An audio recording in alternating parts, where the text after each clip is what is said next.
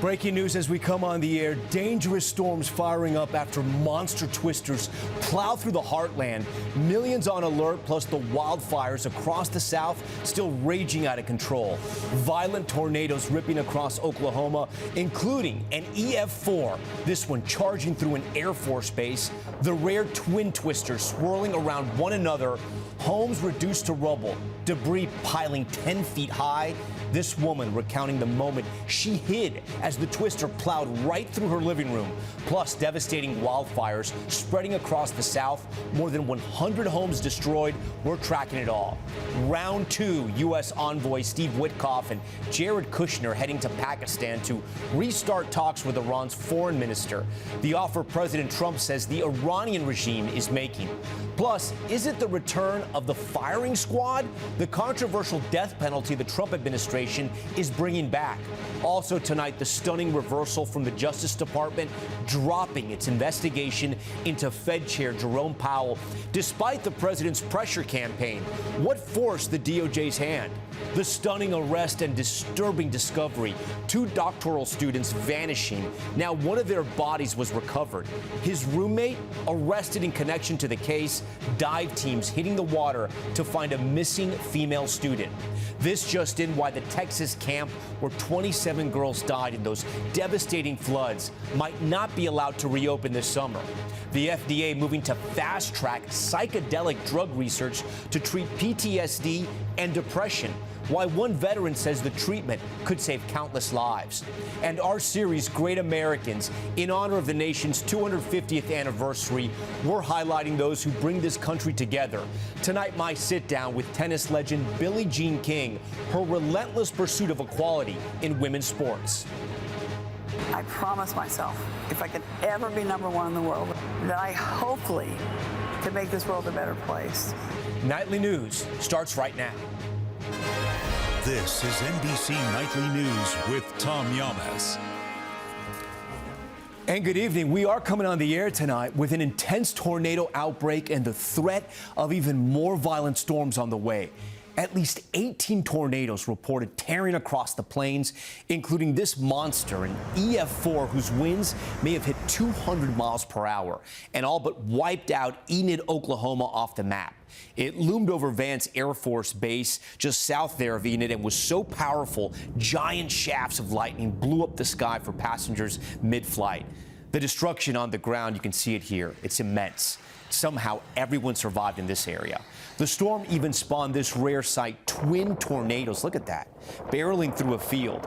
A violent stretch of weather lies ahead tonight and this weekend. You see it on the radar, and the wildfire threat remains very real down south. 120 homes now destroyed in South Georgia.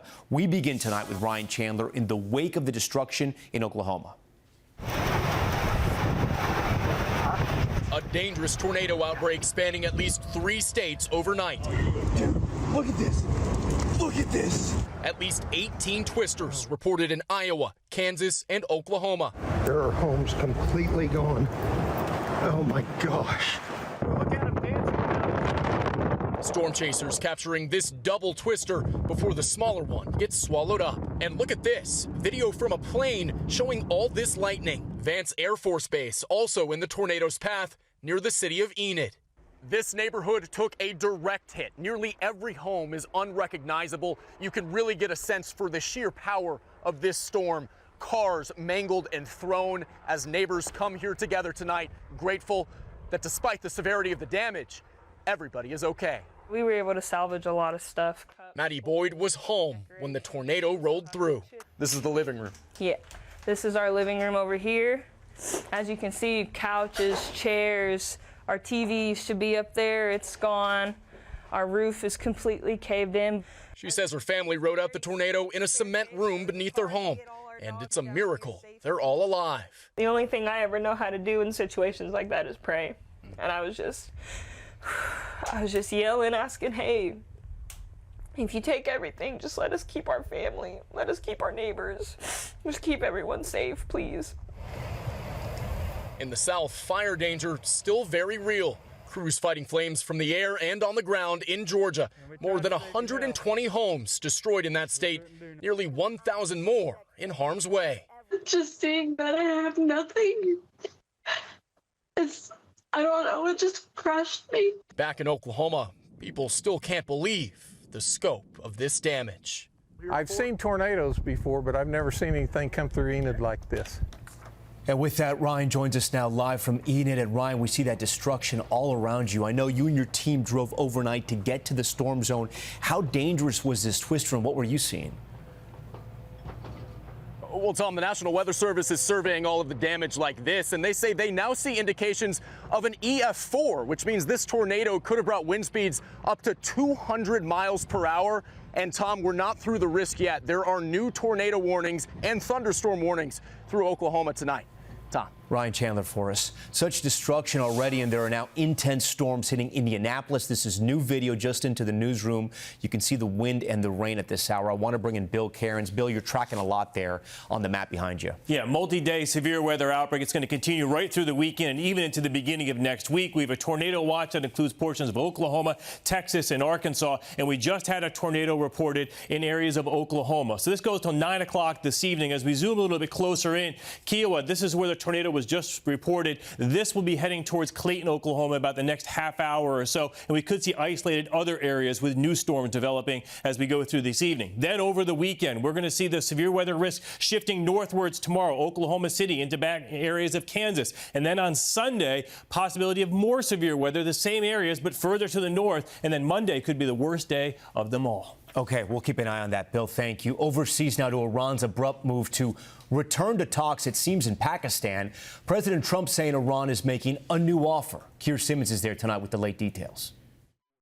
Tonight, Iran's new move amid tight security here in Pakistan. The Iranian foreign minister arriving to restart talks. President Trump's envoy, Steve Witkoff, and son-in-law, Jared Kushner, also traveling here soon, the White House says. Look, the Iranians reached out, as the president called on them to do, and asked for this in-person conversation. In an interview tonight, President Trump says the Iranian regime is making an offer and will have to see, while Iran says the foreign minister will speak to Pakistani officials and no meeting is scheduled with the U.S. The abrupt shift by Iran to return to Pakistan comes as the Iranian regime is facing growing economic pressure from the U.S. blockade of Iran's ports. Iran losing an estimated $435 million in oil revenue per day, according to the Trump administration. Iran will never get a nuclear bomb. The choice is theirs, but with this blockade, the clock is not on their side.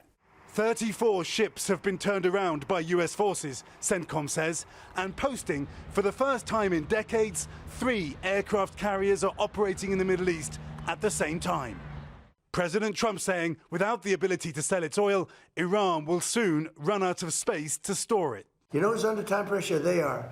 Because if they don't get their oil moving, their whole oil infrastructure is going to explode. Back here in Islamabad, the Iranians have arrived without the man who was their lead negotiator, while Vice President Vance is on standby to come only if there's progress. If there are face-to-face talks, they will be tentative at best. Tom? We'll know in the days ahead. All right, Keir, we thank you. Now back here at home to the big U-turn by the Justice Department, announcing it's dropping its criminal probe of outgoing Fed Chair Jerome Powell. An investigation President Trump said just days ago should not be closed. Here's Ryan Nobles with the new developments. Tonight, a major victory for outgoing Fed Chair Jerome Powell. The Justice Department ending its criminal probe of the chairman following growing pressure from a top Republican senator. I have directed my office to close our investigation, U.S. Attorney Jeanine Pirro posting, all just days after President Trump insisted the investigation could continue. So you're not going to drop the probe? Oh, I'm not playing. I have to find out. But the president had run into a roadblock when he nominated a new Fed chair, Kevin Warsh, to replace Powell, whose term ends May 15th. Republican Senator Tom Tillis vowed to block Warsh's nomination until the DOJ investigation of Powell was dropped. Let's get Warsh in there. Let's get Chair Powell comfortable with actually exiting at some point, not to 2028, and do that by eliminating a bogus investigation that started this whole drama. Tonight, Tillis yet to respond to the Justice Department's decision. Powell has faced withering criticism from President Trump for months for not lowering interest rates. He's been wrong. That's why I call him too late. He's too late. And the Justice Department opened an investigation into Powell's role in massive cost overruns at the Fed's renovation of 2 Fed buildings. At one point, the president and Powell touring the site. Well, I'd love him to lower interest rates. Other than that, what can I tell you? But a federal judge recently dealt a blow to the DOJ probe, ruling there was essentially zero evidence of criminal wrongdoing by Powell. Tonight, Pirro saying the Fed's inspector general will scrutinize the building costs overruns. All right, Ryan Nobles joins us live in studio. And Ryan, another headline we're tracking from the Justice Department. They're bringing back firing squads for federal executions? Yeah, that's right, Tom. The Biden administration had placed a moratorium on federal executions, but the Trump administration is lifting that ban and planning to reintroduce other forms of execution beyond lethal injections like firing squads. Tom, they say it's to streamline the process and speed up those executions. All right, Ryan Nobles, good to have you here in New York, by the way. A day after the Justice Department said it would ease restrictions on medical marijuana, the FDA moved to fast-track 3 experimental psychedelic drugs. Here's Ann Thompson on the major change. Lauren Myers is one of more than 1 million veterans with post-traumatic stress disorder. Flying C-130s in and out of Iraq for the Air Force, she developed alcohol, anger, and sleep issues until she went to Mexico for psilocybin-assisted therapy, a psychedelic. It felt like a physical lifting of the weight that I had been carrying around. I also didn't really I feel a craving for alcohol anymore. The anger was replaced by calm. Now the FDA is fast-tracking 3 psychedelic drugs for PTSD, major depressive disorder, and treatment-resistant depression. FDA Commissioner Marty McCary. We'd like to see this entire class of medications move forward in a scientifically rigorous way, but we want to cut the idle time. Does this mean you're skipping steps? Absolutely no steps are skipped. As a matter of fact, we make sure that there are no corners cut on the safety or effectiveness evaluation. And if a scientist believes that they need more time, they have the right to take more time. With podcaster and psychedelic advocate Joe Rogan behind him, President Trump ordered the expedited review. In many cases, these experimental treatments have shown life-changing potential. That is the hope. Neuroscientist Frederick Barrett welcomes the move if science isn't sacrificed for speed. If these drugs are approved, do the questions end? Well, we still have a lot to learn about who may benefit most from these compounds, as well as how best to train people to deliver these compounds. Ann joins us now in studio, and there's going to be an interesting protocol for these drugs. Do we know how soon they're going to be approved? Tom, if they are found to be safe and effective, Commissioner McCary says approval could come later this year. And he says you won't just be able to go to the pharmacy and pick up these drugs and take them at home. These drugs would have to be administered in a clinical setting and under medical supervision, Tom. All right, Ann, we thank you for that. We're back in 60 seconds with the latest on 2 college students in Florida who have been missing for days, the arrest just made, and the heartbreaking discovery announced by police. Now to the urgent search for 2 grad students who vanished in Tampa. Today, police announcing they've discovered one student's body and arrested his roommate. That moment caught on camera, and our Jesse Kirsch has the video. This is the moment police say Hisham Abu Garbia surrendered. The 26-year-old wearing a towel, his hands in the air, as he approaches heavily armed officers. Right now, we don't have any inclination to think that he was working with anybody else. Investigators say they arrested the suspect roughly 15 miles from this bridge, where his roommate's body was discovered this morning. That roommate, Jamil Limon, had been missing more than a week, along with his friend Nahida Bristi, who is still nowhere to be found. Dive teams searching for her. And I implore the community, if you have any tips of where you've seen her or she's just recently seen, please report it. Investigators say the 27-year-olds were both Bangladeshi doctoral students at the University of South Florida.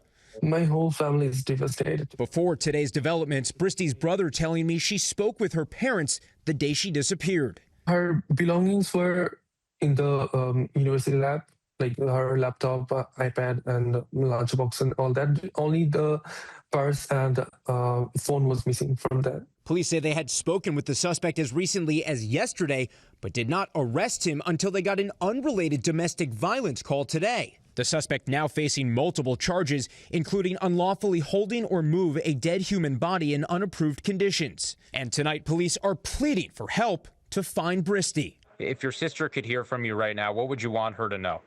Just be safe and contact us. We just want you to come back safe and sound. Jesse Kirsch, NBC News. And we're back in a moment with the big news about Camp Mystic. Will it be able to reopen next summer after the tragedy there? That's next. Welcome back. Big news just in from Texas. The State Department of Health says Camp Mystic, where 25 campers and 2 counselors died in floods last year, must make major changes in order to reopen. Changes include issues like emergency and parent notification and plans to, quote, meet full compliance. The camp, which is looking to reopen this summer, has 45 days to make corrections and resubmit those plans. And when we come back, our series Great Americans. Up next, my conversation with the tennis legend who broke barriers on and off the court, Billie Jean King. Welcome back. She's a great American on and off the court. Billie Jean King, the 39-time Grand Slam winner and pioneer in women's sports, reflecting on her quest for inclusivity and lasting equality and sharing with me her wish for her country on this 250th anniversary. What do you love about America? What do I love? Something about us is the land of opportunity. For American legend Billie Jean King, that opportunity had to be fought for. Growing up, tennis wasn't even on her radar. So I'm going to do something. Oh, wow. So I'm starting with a different type of ball. Go ahead.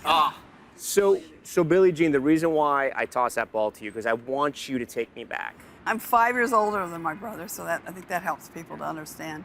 But he and I did everything together. We played American football, we played baseball. King grew up in a middle-class family, a self-described public park kid from Long Beach, California.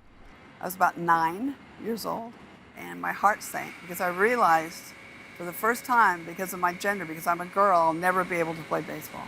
In 5th grade, a friend took her to a country club and introduced her to tennis. My dad's a firefighter, and my mom's a homemaker. I'm going, no way we can afford to play tennis. But she loved it so much, she saved up. $8.29 in a mason jar up in the cupboard, and I go, Mommy, Daddy, I've got to get a racket now. I slept with that racket. I loved it. I take care of it. And then the man. Tennis was an exclusive, white, male-dominated sport at the time. I promised myself, if I could ever be #1 in the world, which I already wanted to be, that I hopefully could make this world a better place. Mrs. Billie Jean King of America, the new queen of tennis.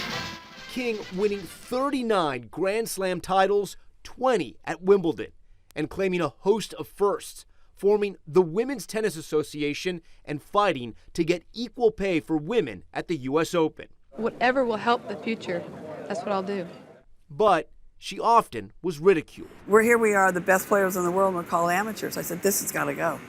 Were people telling you, hey, Billie Jean, just hit the ball. Just hit the ball. Everybody We don't want to hear all this. Be quiet. You're a girl. Be quiet. Don't rock the boat. Just be happy that you have this opportunity. Of course, I'm thinking, it's not the road I'm going to take. She rocked the boat in 1973. I like the idea that I'm playing for someone else besides myself. Accepting a challenge against Bobby Riggs to a 3-set match dubbed Battle of the Sexes. 90 million people would tune in as 29-year-old King beat 55-year-old Riggs in straight sets. How she approached her matches became her approach to life. One ball at a time, staying in the process. But why is life like that? If you don't stay in the present or the now, it doesn't work. Pressure, King has often said, is a privilege. That mantra becoming symbolic of her work on and off the court, from equality to gay rights. When you see the American flag, what do you think? Oh my God, I think about my parents. My dad would always cry. He was in the Navy. My mother would cry. Why? I don't know. It's us. It's the home of the, brave. What do you think that little girl would have said if you would have told her, you can't even play baseball, but you're going to grow up and you're going to be a part owner of the Los Angeles Dodgers? I would not have believed you. King's wish today, to build upon a more inclusive America. Every time I talk to somebody that's just gotten here, I go, why'd you come here? Every time it's just about the same answer. I wanted to make a better life for my family. So something about us is the land of opportunity. And I want us to keep it that way. Billie Jean King, our great American this week. And if you know a great American in your life, we invite you to share with us by going online to NBCnews.com/greatamericans. That's Nightly News for this Friday. I'm Tom Llamas. Thanks so much for watching. Tonight and always, we're here for you. Good night.